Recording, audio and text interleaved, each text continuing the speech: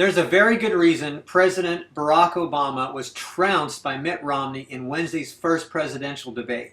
If you watched as I did, you saw a president with his head down, not being aggressive and not acting like he was very confident in what he was saying behind the podium or what he had actually done as president. Why did he get trounced by Romney last night? It's simple. Obama always talks to audiences that want to hear a message of class warfare and dependency on government, but when that message is taken to the country as a whole, not only does the entire country not believe it, but President Obama doesn't believe it either. Why doesn't he believe it? Because it's nothing but sound bites, folks. There is simply no substance to the president's message because it is nothing more than a campaign message. It's hard to believe he has been president for 4 years. He sounds like he's been campaigning for the presidency for the last 4 years. Now he can travel around the country on Air Force One at a cost of $184,000 an hour and repeat those same lines to different willing audiences about how the rich should pay their fair share and how they should contribute a little more to reduce the deficit. And he can say that in front of an audience that believes that nonsense. But when he stands on a national stage where all of America is listening as he did last night, that message is nothing but sound bites.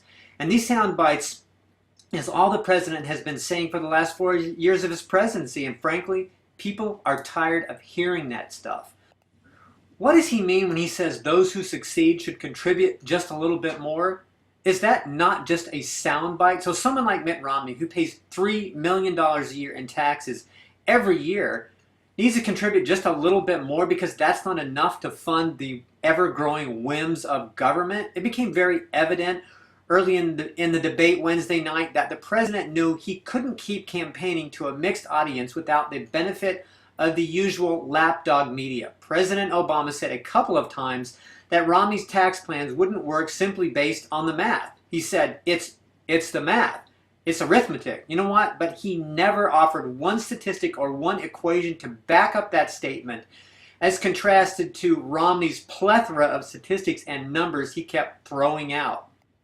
Obama also tried desperately to bring those rich millionaires and billionaires back into the debate again when he claimed that Donald Trump was a small businessman under Romney's definition. But since it was just another soundbite as usual, President Obama said that was so little conviction that Romney just absolutely took it apart in his very next statement. But the bottom line is this, folks.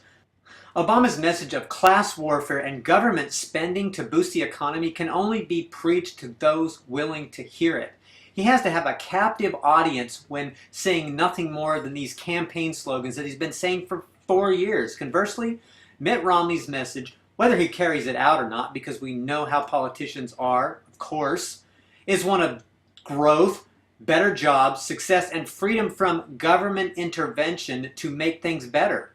And that message can be preached to nearly everyone in the entire country. Honestly, who doesn't want to hear a message like that? So the score is Romney 1, Obama 0.